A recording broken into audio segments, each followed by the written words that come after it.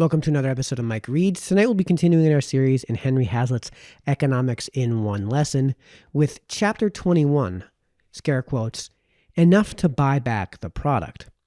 As I've mentioned throughout the course of this series, we are doing this series as a parallel read with Thomas Sowell's Economic Facts and Fallacies, which we actually just wrapped up. So I'll put a link in this video's description to that series so you can follow along there as well. As I've also mentioned throughout the course of this series, we'll be doing an analysis and review at the end of each read. So I'll put a timestamp in this video's description so you can jump straight to the analysis and review part of the video if that's how you'd like to go about things. One last thing before we get started, as Hazlitt has done in previous chapters, this is kind of a longer read. So he's broken this up into 4 sections. These sections he's had labeled entirely numerically, and there is no label for part 1. So after I read the chapter's title, I'll be inserting part 1. So with all that out of the way, let's dive on into tonight's read, which is Chapter 21, scare quotes, enough to buy back the product. Part 1. Amateur writers on economics are always asking for quote-unquote just prices and quote-unquote just wages. These nebulous conceptions of economic justice come down to us from medieval times. The classical economists worked out instead a different concept, the concept of functional prices and functional wages. Functional prices are those that encourage the largest volume of production and the largest volume of sales. Functional wages are those that tend to bring about the highest volume of employment and the largest real payrolls. The concept of functional wages has been taken over in a perverted form by the Marxists and their unconscious disciples, the purchasing power school. Both of these groups leave to cruder minds the question of whether existing wages are quote-unquote fair. The real question, they insist, is whether or not they will work. And the only wages that will work, they tell us, the only wages that will prevent an imminent economic crash, are wages that will enable labor, quote, to buy back the product it creates, end quote. The Marxist and the purchasing power schools attribute every depression of the past to preceding failure to pay such wages. And at no matter what moment they speak, they are sure that wages are still not high enough to buy back the product. The doctrine has proved particularly effective in the hands of union leaders. Despairing of their ability to arouse the altruistic interest of the public or to persuade employers, wicked by definition, ever to be quote-unquote fair, they have seized upon an argument calculated to appeal to the public's selfish motives, and frightening it into forcing employers to grant union demands. How are we to know, however, precisely when labor does have quote-unquote enough to buy back the product? Or when it has more than enough? How are we to determine just what the right sum is? As the champions of the doctrine do not seem to have made any real effort to answer such questions, we are obliged to try to find the answers for ourselves. Some sponsors of the theory seem to imply that the workers in each industry should receive enough to buy back the particular product they make. But they surely cannot mean that the makers of cheap dresses should get enough to buy back cheap dresses, and the makers of mink coats enough to buy back mink coats. Or that the men in the Ford plants should receive enough to buy Fords and the men in Cadillac plant enough to buy Cadillacs. It is instructive to recall, however, that the unions in the automobile industry in the 1940s, when most of their members were already in the upper third of the country's income receivers, and when their weekly wage, according to government figures, was already 20% higher than the average wage paid in factories, and nearly twice as great as the average paid in retail trade, were demanding a 30% increase so that they might, according to one of their spokesmen, quote, bolster our fast-shrinking ability to absorb the goods which we have the capacity to produce, end quote. What then of the average factory worker and the average retail worker? If, under such circumstances, the automobile workers needed a 30% increase to keep the economy from collapsing, would a mere 30% have been enough for the others? Or would they have required increases of 55 to 160% to give them as much per capita purchasing power as the automobile workers. For let us remember that as now enormous differences existed between the average wage levels of different industry. In 1976, workers in retail trade averaged weekly earnings of only $113.96, while workers in all manufacturing averaged $207.60, and those in contract construction, $284.93. This next paragraph is entirely parenthetical. We may be sure, if the history of wage bargaining, even within individual unions, is any guide, that the automobile workers, if this last proposal had been made, would have insisted on the maintenance of their existing differentials. For the passion for economic equality among union members, as among the rest of us, is, with the exception of a few rare philanthropists and saints, a passion for getting as much as those above us in the economic scale already get, rather than a passion for giving those below us as much as we ourselves already get. But it is with the logic and soundness of a particular economic theory, rather than with these distressing weaknesses of human nature, that we are at present concerned. Part 2. The argument that labor should receive enough to buy back the product is merely a special form of the general, quote-unquote, purchasing power argument. The workers' wages, it is correctly enough contended, are the workers' purchasing power. But it is just as true that everyone's income, the grocers, the landlords, the employers, is his purchasing power for buying what others have to sell. And one of the most important things for which others have to find purchasers is their labor services. All this, moreover, has its reverse side. In an exchange economy, everybody's money income is somebody else's cost. Every increase in hourly wages, unless or until compensated by an equal increase in hourly productivity, is an increase in its costs of production. An increase in costs of production, where the government controls prices and forbids any price increase, takes the profit from marginal producers, forces them out of business, means a shrinkage in production and growth in unemployment. Even where a price increase is possible, the higher price discourages buyers, shrinks the market, and also leads to unemployment. If a 30% increase in hourly wages all around the circle forces a 30% increase in prices, labor can buy no more of the product than it could at the beginning, and the merry-go-round must start all over again. No doubt many will be inclined to dispute the contention that a 30% increase in wages can force as great a percentage increase in prices. It is true that this result can follow only in the long run, and only if monetary and credit policy permit it.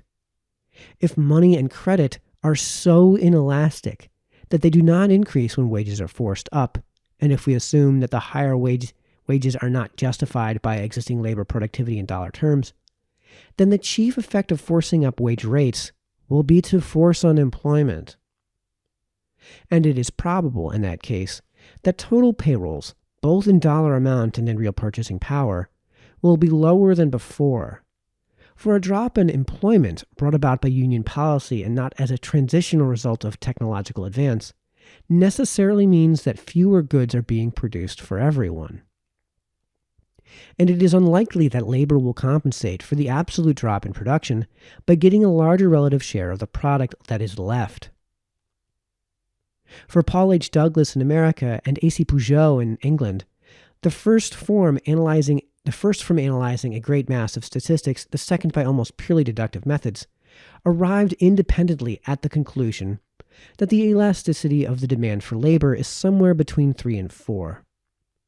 This means, in less technological language, that, quote, a 1% reduction in the real rate of wage is likely to expand the aggregate demand for labor by not less than 3%, end quote.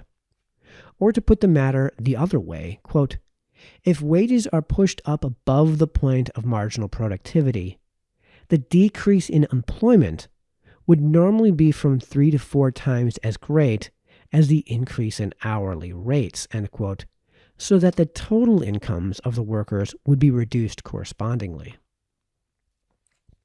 Even if these figures are taken to represent only the elasticity of the demand for labor revealed in a given period of the past, and not necessarily to forecast that of the future, they deserve the most serious consideration. Part 3. But now let us suppose that the increase in wage rates is accompanied or followed by a sufficient increase in money and credit to allow it to take place without creating serious unemployment. If we assume that the previous relationship between wages and prices was itself a quote-unquote normal long-run relationship, then it is altogether probable that a forced increase of, say, 30% in wage rates will ultimately lead to an increase in prices of approximately the same percentage. The belief that the price increase would be substantially less than that rests on two main fallacies. The first is that of looking only at the direct labor costs of a particular firm or industry, and assuming these to represent all the labor costs involved. But this is the elementary error of mistaking a part for the whole. Each quote-unquote industry represents not only one section of the productive processes considered quote-unquote horizontally, but just one section of that process considered quote-unquote vertically. Thus, the direct labor cost of making automobiles in the automobile factories themselves may be less than a third, say, of the total costs, and this may lead the incautious to conclude that a 30% increase in wages would lead to only a 10% increase or less in automobile prices.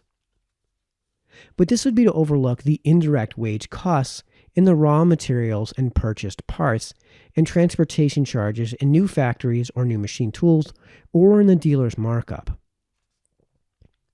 Government estimates show that in the 15-year period from 1929 to 1943 inclusive, wages and salaries in the United States averaged 69% of the national income. In the 5-year period 1956 to 1960, they also averaged 69% of the national income. In the 5-year period 1972 to 1976, wages and salaries averaged 66% of national income, and when supplements are added, total compensation of employees averaged 76% of national income. These wages and salaries, of course, had to be paid out of the national product. While there would have to be both deductions from these figures and additions to them to provide a fair estimate of quote-unquote labor's income, we can assume on this basis that labor costs cannot be less than about 2/3 of total production costs and may run above 3/4 depending on our definition of labor.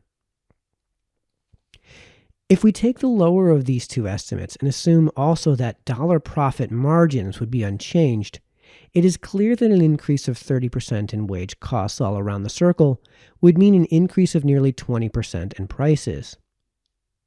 But such a change would mean that the dollar profit margin, representing the income of investors, managers, and self-employed, would then have, say, only 84% as much purchasing power as it had before. The long-run effect of this would be to cause a diminution of investment and new enterprise compared with what it would otherwise have been, and consequent transfers of men from the lower ranks of the self-employed to the higher ranks of wage earners until the previous relationships had been approximately restored. But this is only another way of saying that a 30% increase in wages, under the conditions assumed, would eventually mean also a 30% increase in prices. It does not necessarily follow that wage earners would make no relative gains. They would make a relative gain, and other elements in the population would suffer a relative loss during the period of transition. But it is improbable that this relative gain would mean an absolute gain. For the kind of change in the relationship of costs to prices contemplated here could hardly take place without bringing about unemployment and unbalanced, uninterrupted, or reduced production. So that while labor might get a wider slice of a smaller pie, during this period of transition and adjustment to a new equilibrium, it may be doubted whether this would be greater in absolute size, and it might easily be less, than the previous narrower slice of a larger pie. Part 4. This brings us to the general meaning and effect of economic equilibrium. Equilibrium wages and prices are the wages and prices that equalize supply and demand.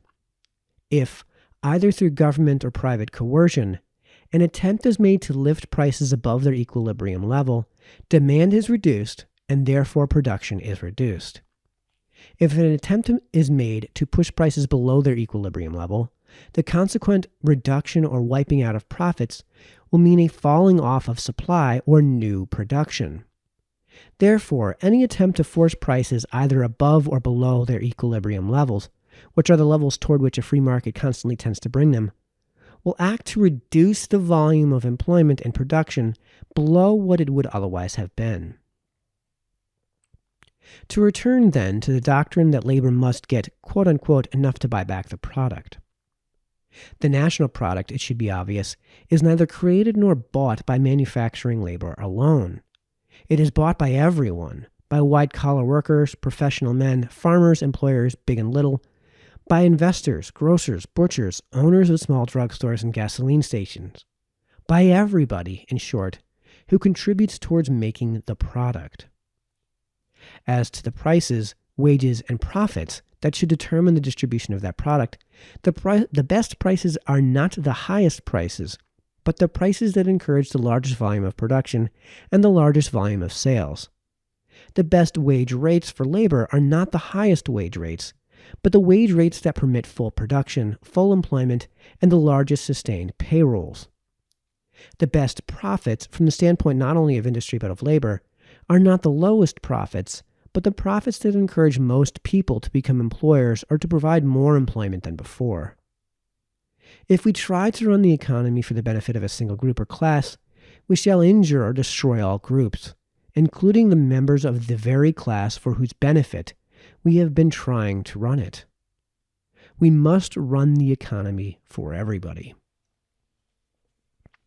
That concludes tonight's read. Now on to the analysis and review part of the video. All right, welcome to the analysis and review part of the video. So we have 3 basic lessons to go over in this read, and we'll get to them in just a minute. But to make this read, because it's probably the most difficult read in the entire book, a little bit simpler, just forget about the math. Forget about the numbers that he laid out. They're probably dated anyways. If you guys want to see me work out the math for you guys, because I've got it in my notes, I have the math worked out already. I can do that in another video. Let me know in the comment section if you want me to do another video on the math from this chapter. I'd be happy to do it in live stream because that's probably the only way to do that, where I can engage in a back and forth with you guys who are confused by some of the math that Hazlitt goes into. But I would say, to simplify things for this lesson, just forget about the math. Like I said, the numbers are probably dated anyways. The primary lesson to get out of this entire read is on page 158, and it's as simple as follows. If, either through government or private coercion, an attempt is made to lift prices above their equilibrium level, demand is reduced and therefore production is reduced. If an attempt is made to push prices below their equilibrium level, the consequent reduction or wiping out of profits will mean a falling off of supply or new production. What that translates to in plain English is that price fixing causes shortages. Now, I went into very pedantic and very elongated detail on this matter in a video I did that is coming up on your screen right now. That was about demand elasticity and how minimum wages, which are an example of price fixing, cause shortages, which in this case means unemployment. So those are the lessons that we need to get. That's the stuff that we need to get through before we get into our primary lessons here and how that relates to the lesson that we just mentioned. So the first lesson that we have to teach here is that money represents productivity. What does that mean? That means that no matter if I mow a lawn, no matter how much money there is that I can get for that lawn, all it represents is the value of mowing that lawn, no matter what. And if we pump the money supply, if we triple the supply of money, then if I can charge $100 for that lawn and I wind up getting $300 for that lawn, because we've now tripled the amount of money supply, the amount of productivity has not increased, which means that $300 is now only going to buy me what that $100 bought me to begin with. So in the end, everything's going to stay exactly the same. So to make things a lot simpler for everyone, what I'm going to do is I'm going to do the thing that Destiny likes to do, and we're going to pull up MS Paint. So this is MS Paint. Here's what we're going to do. We are going to have our fixed pie, right? And we're going to have our fill be a solid color. We've got our pie. That's our productivity. That's how much productivity we have. That productivity is then represented by a certain supply of money. So that money is always going to represent that supply. So let's move things over just a little bit. And we'll have to just fill in that green. Okay, so now that money supply is then going to go ahead and purchase for us a certain amount of goods and services. None of this is to scale. But what happens with this money supply is that if we significantly increase the money supply, it's still always going to represent that circle on the left, the yellow circle, which means it will still only buy you all of those things, goods and services on the right. So no matter what we do, that yellow will only ever buy you that blue, which means we can simply pull currency, for the sake of simplicity, completely out of this discussion. And excuse me while I get this painted back to white. We can pull currency completely out of this discussion. And what we get is a situation where the yellow amount of productivity will only ever buy you that blue amount of goods and services. The only way that this yellow can buy more goods and services is A, if more goods and services exist, and if you increase the total productivity, which means, and there's a few ways to do this, which means that this circle has to get bigger before this other circle can get bigger. And it does not matter, it does not matter how much green there is in the market. This green could be currency. This could be US dollars. This could be clamshells. This could be beads. This could be copper in the copper age. The size of this circle does not matter. What is in the yellow will only ever get you what is in the blue. So what we now have to do is so that's lesson one. If you devalue everyone else, so what happens is if you increase the wages of some, let's say we have a fixed productivity, and what we'll do to make this simple is we'll go back to some smaller circles. So we have a fixed productivity. That isn't to say the circle can't get bigger, but the circle in the moment is only the size of the circle in the moment. So what happens when, say, you have a certain set of workers making that percentage of the pie? Well, again, the pie is always going to be fixed in the moment. It can increase in volume over time. It can decrease in volume over time, but it's always going to be, it's always going to have, be fixed in the moment, because when time is fixed, productivity is also fixed. So we have that wedge. Let's make this wedge nice and red so we can, doggone it. Let's make that wedge nice and red. What happens when what we do is we increase the money that's in there? So what we can do is we can increase the size of this wedge, right? So now that wedge is that big. Okay, what did that do to the rest of the yellow? Now remember, that first wedge is still only going to ever get that same, it's because purchasing power is represented by productivity, it's only ever going to fetch that many goods and services. So what is it going to fetch if you increase that size? It's only going to fetch that many goods and services. What happened to everyone else's purchasing power when that happened? It went down. And that's because even if you flood the market with money, with currency, again, the productivity is the thing that is representative of the value of the goods and services you can fetch for that productivity. Okay, so now we have to have a quick conversation on our second lesson. And our second lesson is elasticity. Again, link is in this video's description. Do check out the video I made on my other channel about demand elasticity. It's going to go into much greater detail than we're going to go into here today. So what we now have is we're going to go back into our MS Paint.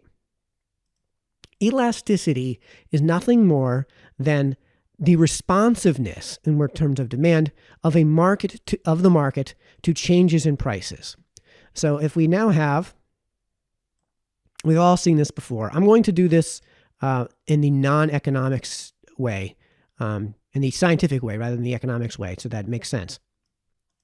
So here we have our demand curve, right? It's never a straight line, but let's just say it's a straight line, right? So in this case, if we have quantity of demand is dependent upon price. So we're going to have price, and we're going to change our font to something that's not quite so massive. And we're going to change this to just plain Arial black. So that's price, and this is quantity. Right? So as the price of a good or service increases, the quantity of demand, not the whole demand curve, but the quantity of demand decreases, which means if we have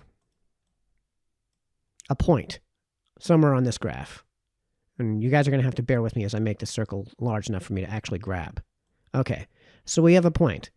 If the price goes down, the quantity of demand goes up. If the price goes up, the quantity of demand goes down. So what happens when we have an increase in the price of labor? This would be wages. If we increase the price from an equilibrium point, we decrease the quantity of demand. So let's get rid of this dot, and let's do another line. This is generally speaking the supply curve. So let's actually make that a different color so that we can make it easier to understand. There, purple for supply. There. The purple line is the supply curve. And what that means is that as the price increases, suppliers are going to want to supply a greater quantity of the good or service.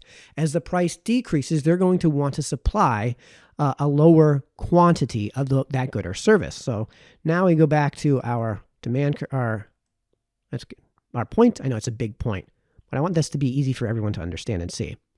So if we are at equilibrium, then we are at a point where the quantity, there aren't any shortages. The quantity supplied equals the quantity demanded and vice versa. Now, if we increase the price, if we artificially increase price, what happens? Well, now the amount demanded is going to be much less than the amount supplied. What does that mean? When we're talking about demand of labor, we're talking about the employers are going to want to carry fewer employees. And because the price point is higher, there are going to be more employees that want to enter the market. This difference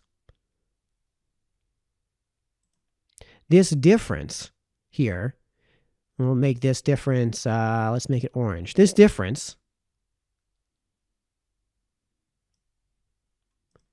is the shortage. And the same thing is going to be true.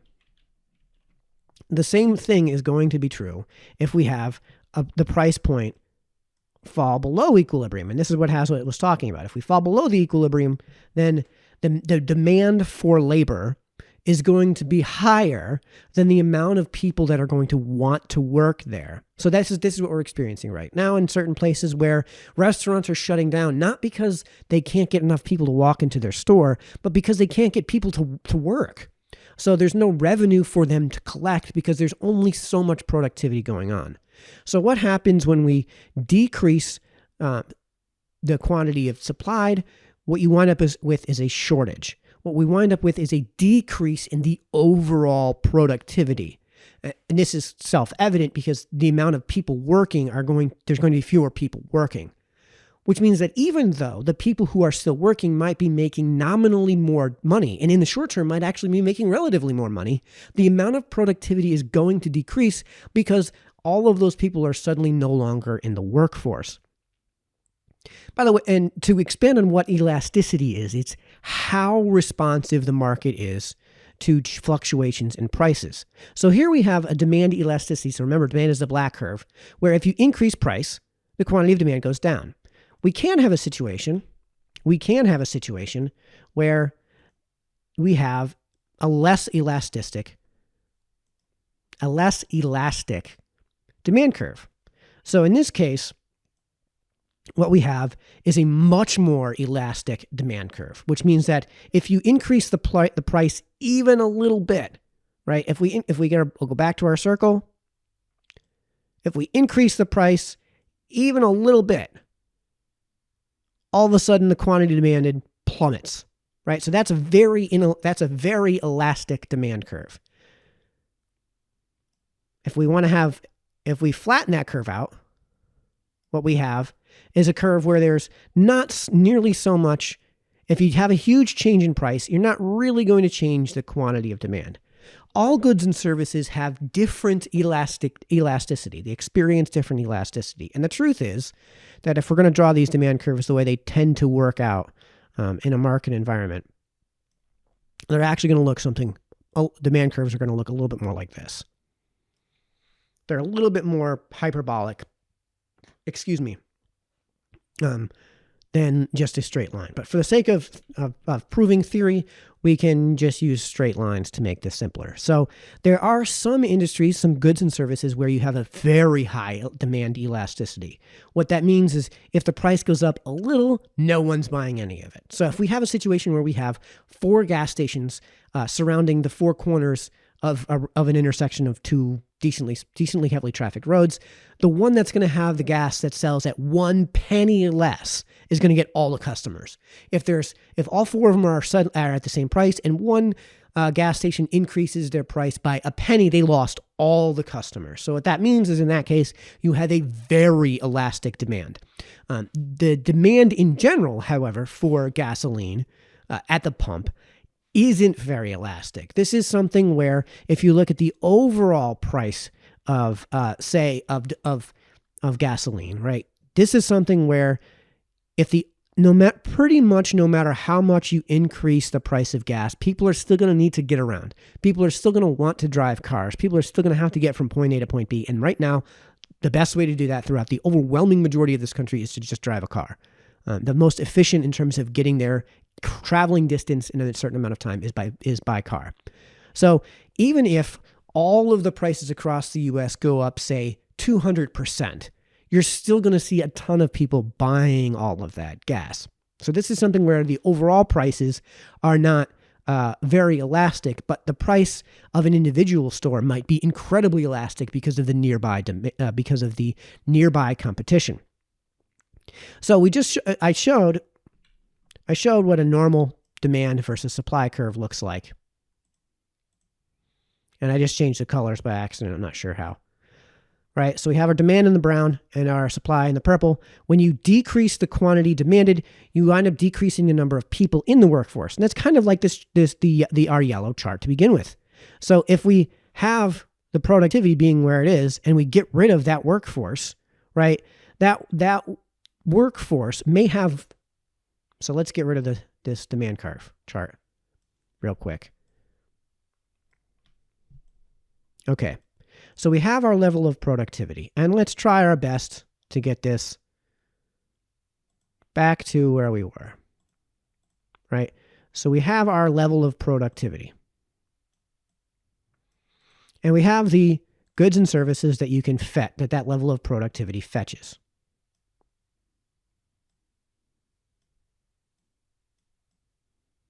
Right? So we have that, whatever the goods or services that can be exchanged for. When you decrease the number of people in the workforce, you decrease their productivity, which means that instead of having that yellow circle, you have, let's say, an orange circle. So that's the new level of productivity. Now remember, the circle on the right can only be purchased with that previous level of productivity, which means that our purchasing power now decreases to that. What does that mean? That means that we have less goods and services. Now, the response, of course, to that, so this is our second lesson, is demand elasticity. Lesson 3, then, is that the total purchasing power goes down when you force prices above their equilibrium point. When you do price fixing, when you create these shortages, then the amount of goods and services you can buy with that decreased productivity goes down. This makes everyone much worse off.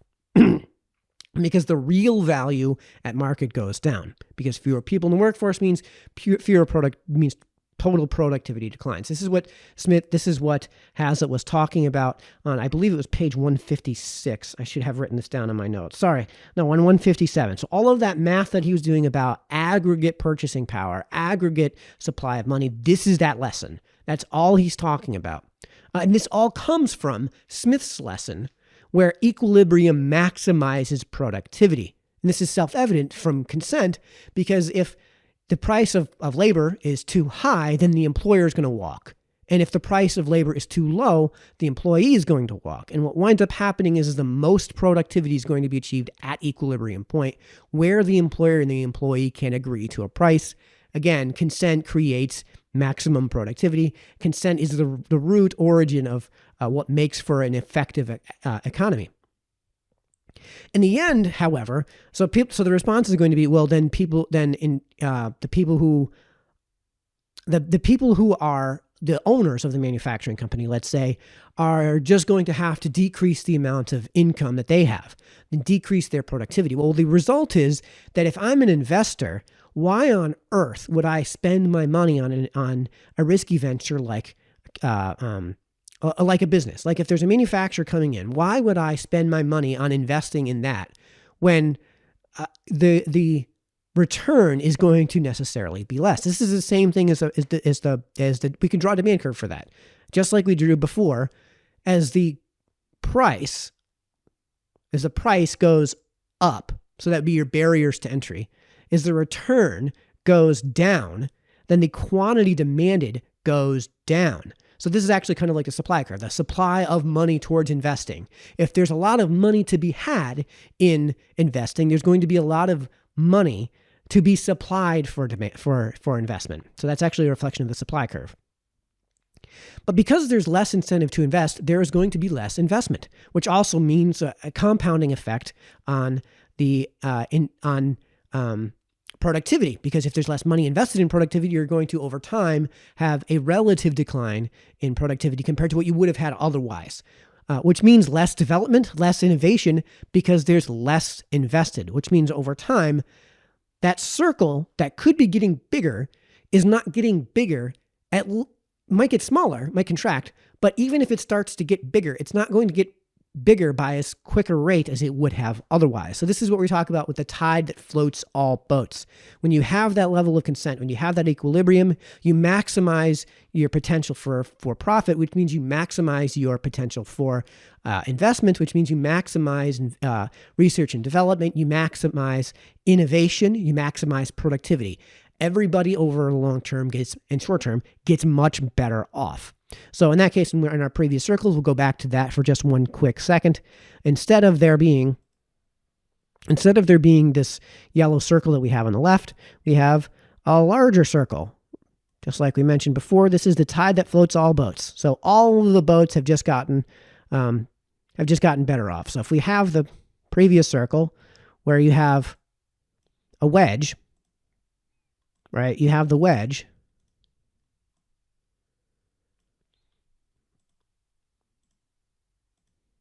Darn it. So we have our wedge. That's how much you make. That's how much productivity your industry's income represents.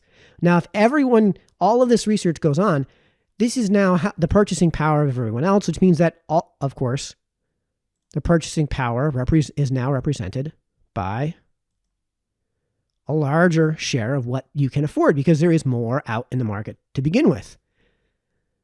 And of course, that piece of the pie in relative terms is going to decrease if nothing changes.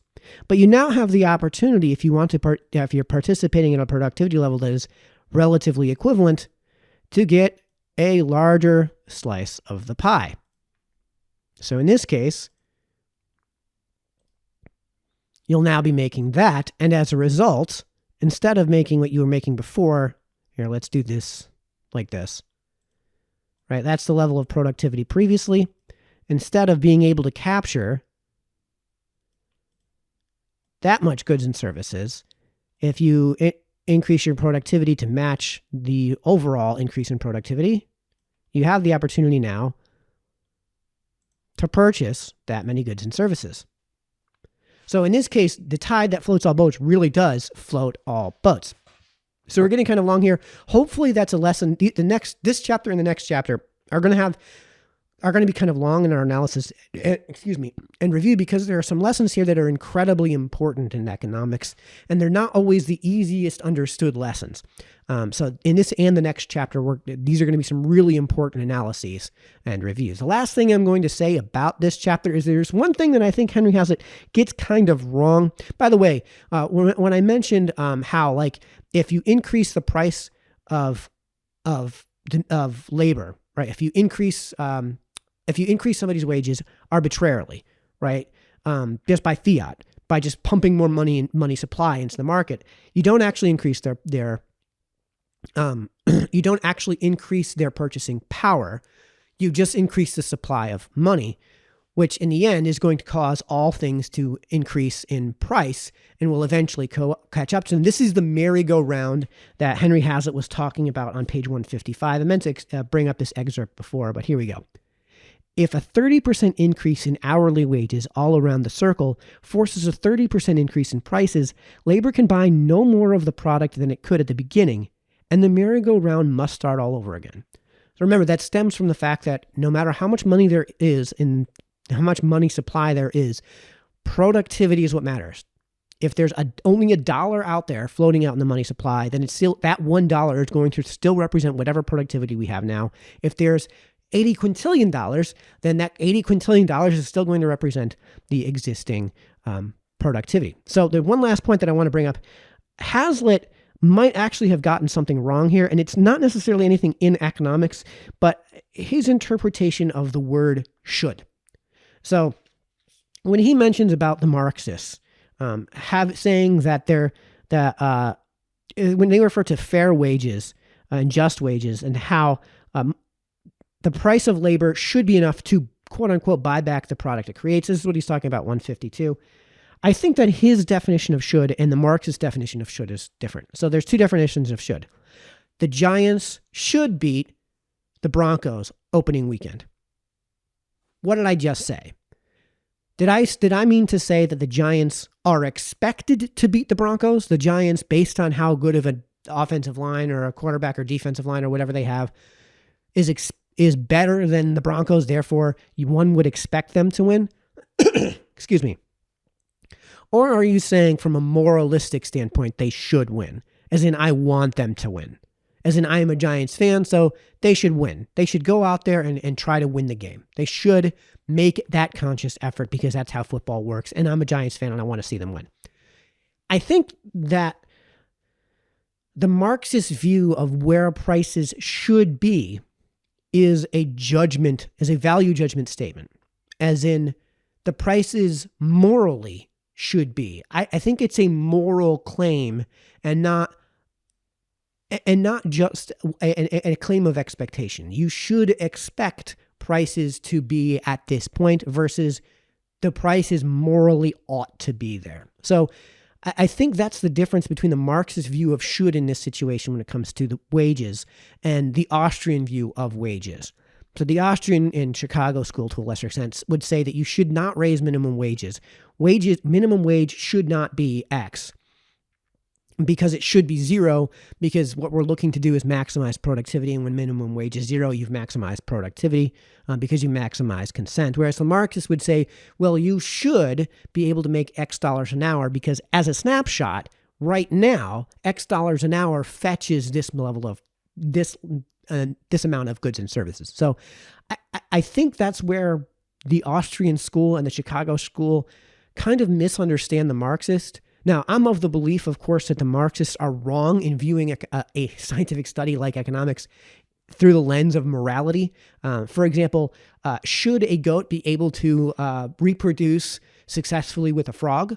Well, you wouldn't expect that to. And from a moralistic standpoint, why do we even ask this question? As long as there is consent, I don't know how you establish consent between a goat and a frog, but the point is, should two grown adults be able to reproduce? Well, if they don't have testes and ovaries, then they won't be able to reproduce. So our expectation from a scientific standpoint is that they won't be able to reproduce. However, should they be allowed to reproduce? Well, they're consenting adults, so they should be allowed to reproduce. So that's a difference in, I think in worldviews when it comes to the Marxists and the Austrians and the Chicago School about what we mean when a thing should be a thing. So that has been our very long analysis of Chapter 21. We will continue in this series with Chapter 22, which is entitled The Function of Profits. And it's a very important read, so stay tuned for that one, folks. And until then, this has been Mike, signing off.